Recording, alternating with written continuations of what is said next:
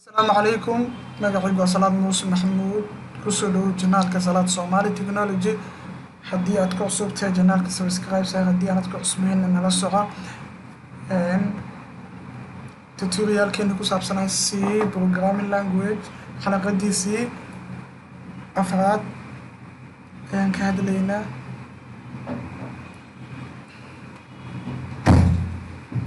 lesson-keena title-kiisa waxa ku saabsan yahay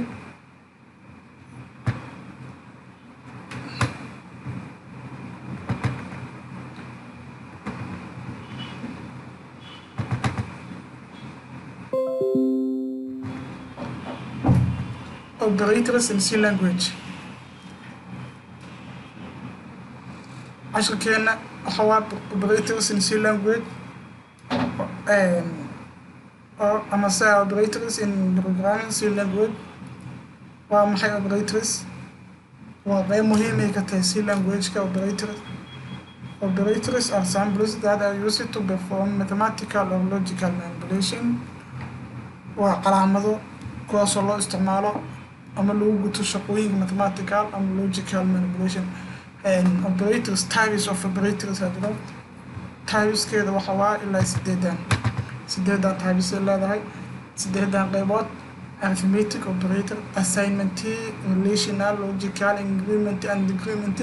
bitwise, special, conditional. waxaan soo qaadanay arithmetic operator. waan soo qaadanay, waa lesson-kii ugu dambeeyay. haddii aanad la socon page-ka ka hele, waxaanu xalaqadeena waxa ku saabsan tahay assignment operator. type-ka labaadaan ka hadlaynaa assignment operator, macnaha loola jeedo iyo qaabka loo isticmaalo code ahaan. assignment operator are used to assign the result of an expression to a variable. kaas waa qeexitaankeeda. assignment waa calaamadan equal loo yaqaan, equal sign. calaamadaas assignment operator loo yaqaan. programming C language markii la joogo calaamadaas oo equal sign waxaa loo yaqaanaa assignment. example ahaan, x plus equal y plus 1. x plus equal sign y plus 1 waxay kula mid tahay x equal x plus y plus 1. macnaha maxaa waa x plus equal waxaa loola jeedaa x equal to x. kan waa iyadoo short form, kan waa long location. x plus equal y plus 1 waxay kula mid tahay x equal to x. x equal to x then plus meeshii la lahaa x kana laga baxshay meesha waxa la dhahay x plus equal y plus 1. kan iyo kan waa isku mid, balse waxay kala duwan yihiin qaabka loo dhigaa form statement-iga kala duwan yihiin form ahaan. example-adan kale, a equal to a plus 1, a plus equal 1. a way soo noqotay laakiin inta waa laga tegay, hal a la qaatay iyadoo form oo short form ah. waa a equal to a minus 1, a minus 1 equal to 1. waa qaabkaas. a equal to a multiple n plus 1, a equal to multiple equal to n plus 1 iyadoo form short form iyadoo long form ah. example-keeda waa kana. qaabka loogu shaqeeyo code ahaan ayaan gudagalaynaa.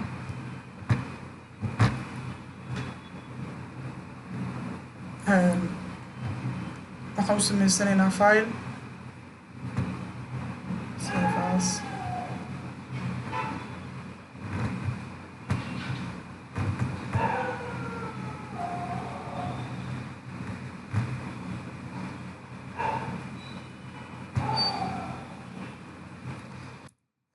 assignment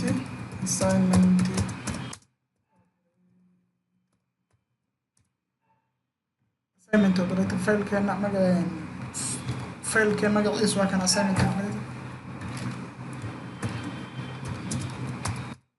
codekeena dhiganaynaa.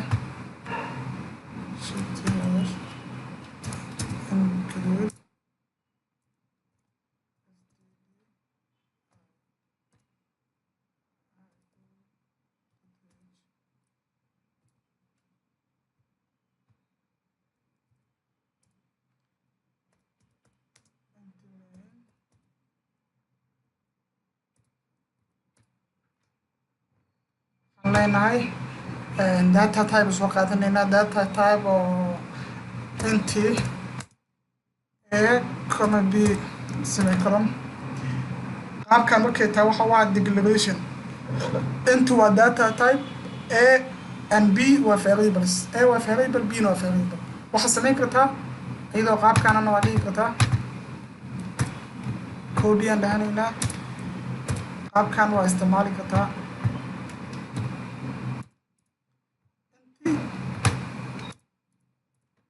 int a int b laakiin يعني wax badan ay nagu noqon hadii intii ay dhahna intii b hadii dhahna yani waa waqti badan naga qaadanay waxaan sameeynaa halkan comma b hada data type-kii kooda dhaxaysa labadooda intii a comma b qaabkan waxa loo yaqaanaa declaration qaabkan waxa loo yaqaanaa marka formku qaabkan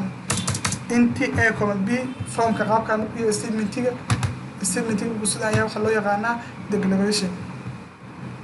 ilaa hadda wax value lama siinin initialization lama sameyn haddii aad dhahdo intii a equal to 10 b equal to 5 haddii aad dhahdo qaabkan waxa loo yaqaanaa initialization waayo qaymaha sida value aa siisay variable-ka laga qaaba loo siiya initialization kan value qaab oo direct iyo qaab indirect ah waayo tusaale soo socdaan waxaan sameynaynaa printf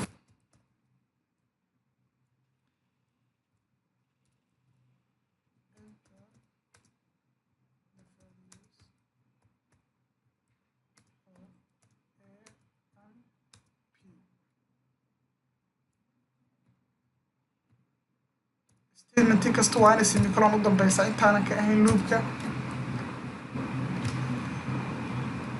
waxaa leenahay scanf printf waa wixii output loo isticmaalaa scanf na wixii input loo isticmaalaa ha hilmaamin say kaa qaldamin printf output-ka u isticmaala scanf na input u isticmaala percentage d comma an a comma an b waa aniga hadda idin sheegay variable-ka laba qaaba value loo siiyaa qiimo loo siiyaa waa inaad dhahdo a equal to 5 qaabkaas waa inaad dhahdo qaabkaas si direct u siisa a equal to 8 waa compile time assist qaabta kalena waxa la dhahaa qaabkan u siinay indirect ahaan u siinay calaamadan symbol-kan oo an u taqaanaan symbol-kaas waxa loo yaqaanaa indirect address waa indirect ahaan waa qaabkaasna waa indirect waxa loo siihaa value-ga waa runtime waa qaybtan waa wax waa compile time qaybtan waa runtime yani say ka qaldamin statement-kiisa semicolon u dambaysiina waxaa sameynaya a assignment oo equal to b semicolon aa leedahay then printf a equal to percentage d b equal to percentage d comma a comma b statement-kiisa semicolon waa ina u dambaysaa waxaa leedahay a plus equal b a plus equal b maxaa loola jeedaa waxaa loola jeedaa a equal to wixii lamid tahay a equal a plus b wixii lamid tahay a equal a plus b adoo qaabkaas dhaho marka longi form iyo short form ay kala tahay qaabkaan isticmaalahaynaa mid ay idin sheegaa mid aad iga hilmaamay waxaa sameynaya meeshaan calaamadahan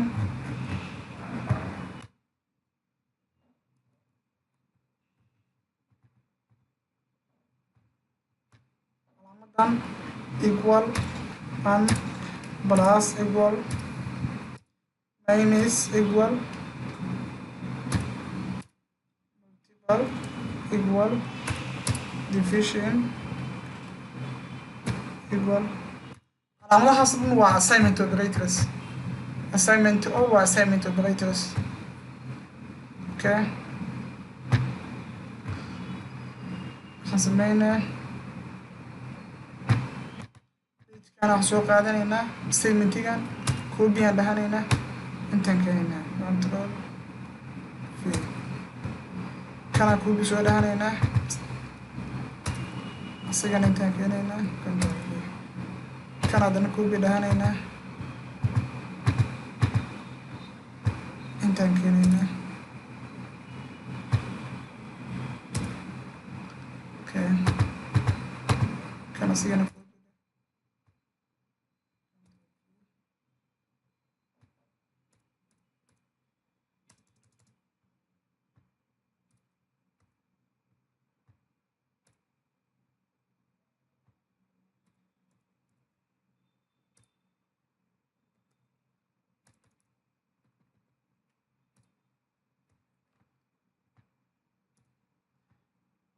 A equal to B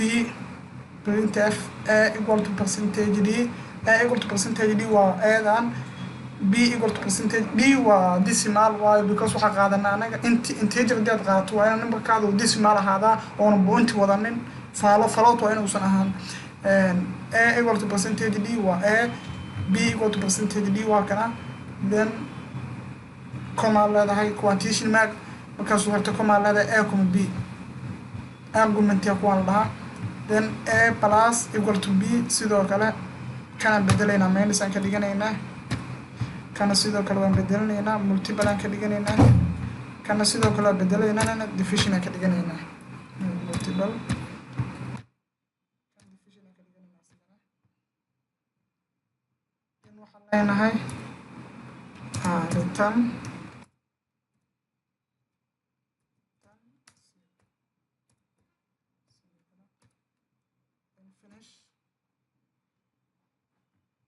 bracket kada futo waa inaad xigtaa leedahay programkeena waa noo dhamaaday koodkeena waxaan sameynaynaa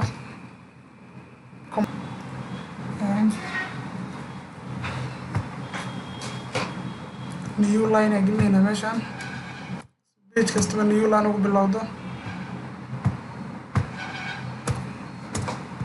new page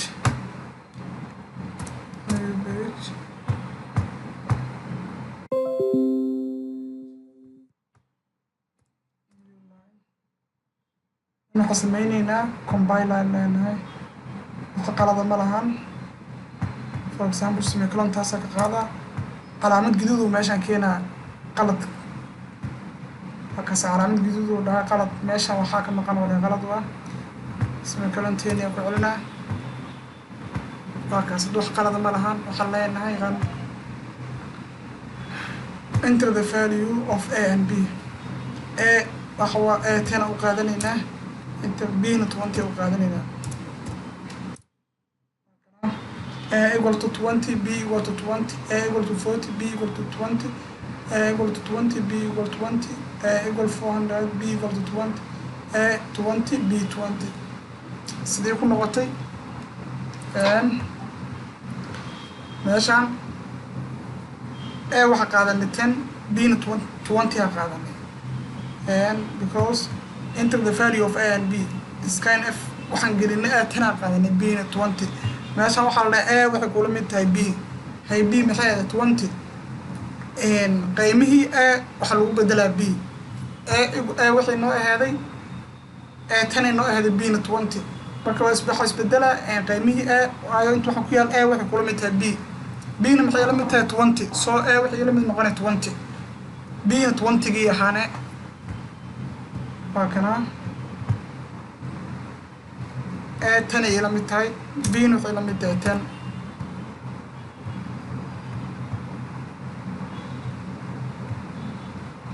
then A equal to B A 10 haystay B-na 20 haystay A waxay kula mid tahay B qiimaheedu muxuu ahaa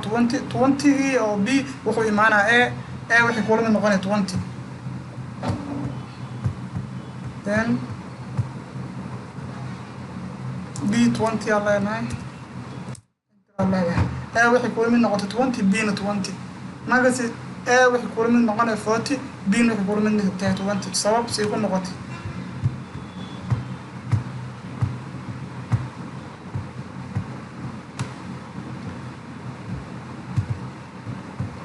وحيكون نقطي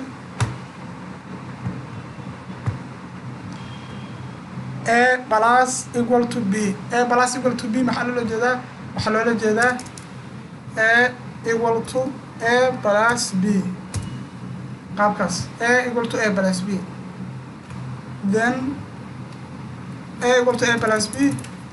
A محا هايستي A وحن هايستي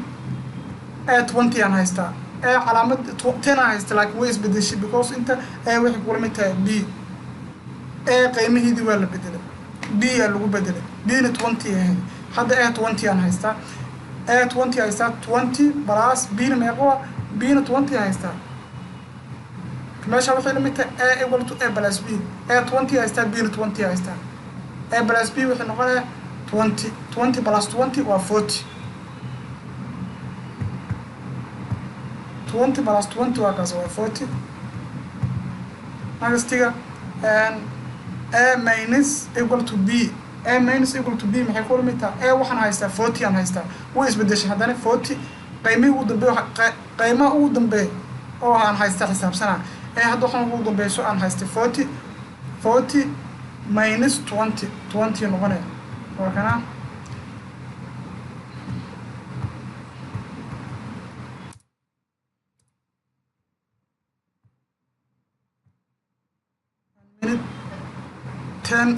A waxaan haystaa 10 B waxaan haystaa 20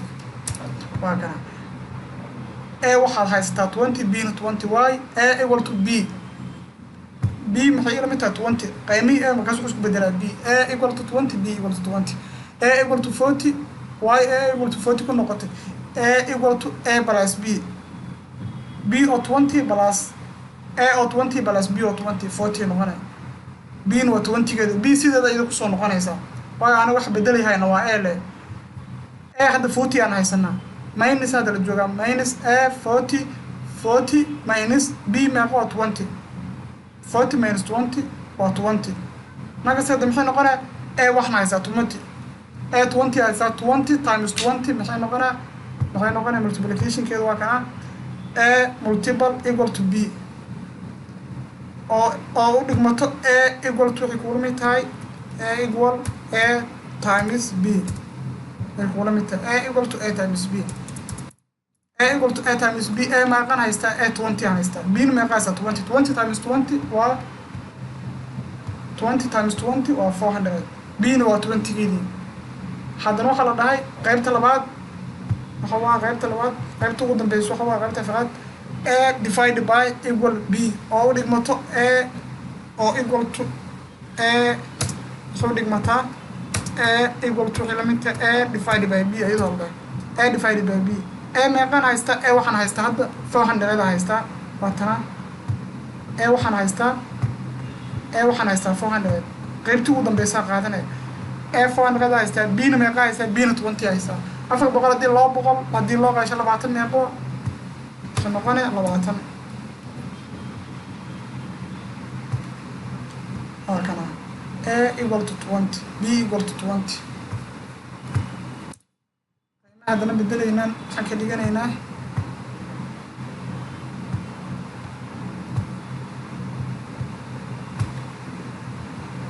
waxaan qaadanayna qiimaha A waxaan qaadanayna 20 qiimaha B na waxaan qaadanayna for example 40 the next meeqay noqonay A equal to 40 B equal to 40 waayo A equal to equal mitaan dhahnay meeshan A is equal B A equal B maxay ku lumita A equal B B waxaan qaatay 40 A 20 aan qaatay qiimihii A waa laga tago 20 gahay B ahad lagu bedelay oo 40 A 40 aan haystaa nagasti A plus equal B waxay ku lumita A equal to A plus B equal lumita A ma qaan haystaa A 40 aan haystaa B ma qaan haystaa B 40 haystaa 40 plus 40 80 waa kana 40 plus 40 80 nagasti hadana A waxaan haystaa 80 minus على ما قيمتي minus a equal to a minus b b ما قاعدة 80 هستا b ما قاعدة 40 80 minus 40 و 40 b 40 دي أسوق هذا نه ناقص تدوان خلاه ده هاي a equal to a times b a وحنا هستا 40 b وحنا هستا 40 سكول فوق وكوني لح بقول 40 هذا b وحنا هستا 40 b إذا سيدا كسر دقة a وحنا هستا 40 b 40 y قيبتي وقيبي كوني لح بقول له قيبش 40 و 40 example كسيفو example كفو هي توصل next example كم دلنا كده هنا كانت واحد استعمالنا سكاينف استعمالنا أنا وسكاينف أنا استعمالي أو direct value استعمالنا example a equal to 10 هذا استعمالنا semicolon أو كما b أو semicolon ده statement يصير صوغات code بنوده عشان هذا b نوع بدل أنت راح نقول بديشات تادي حلينا هاي a equal to b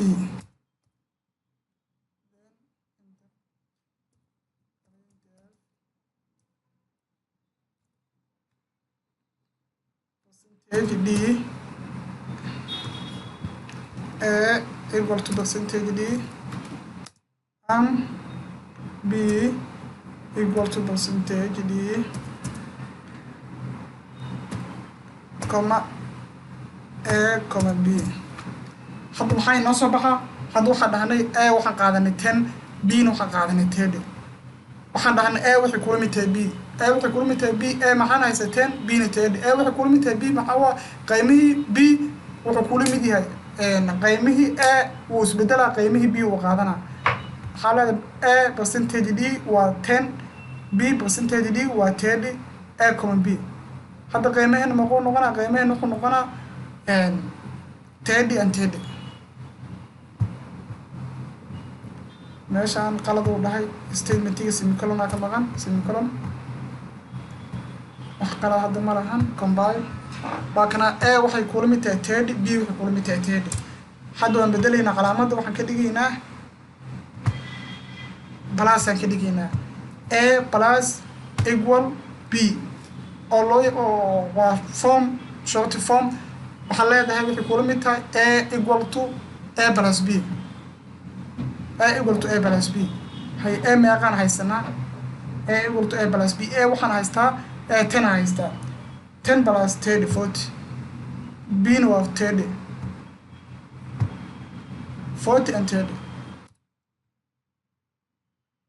إذا الله ده هو كنا a equal to a plus b قاب كاس دي هنستعملنا إسلا قاب هاد إسلا سيدي جواب تكسو الله بنا وكنا a 40 b 30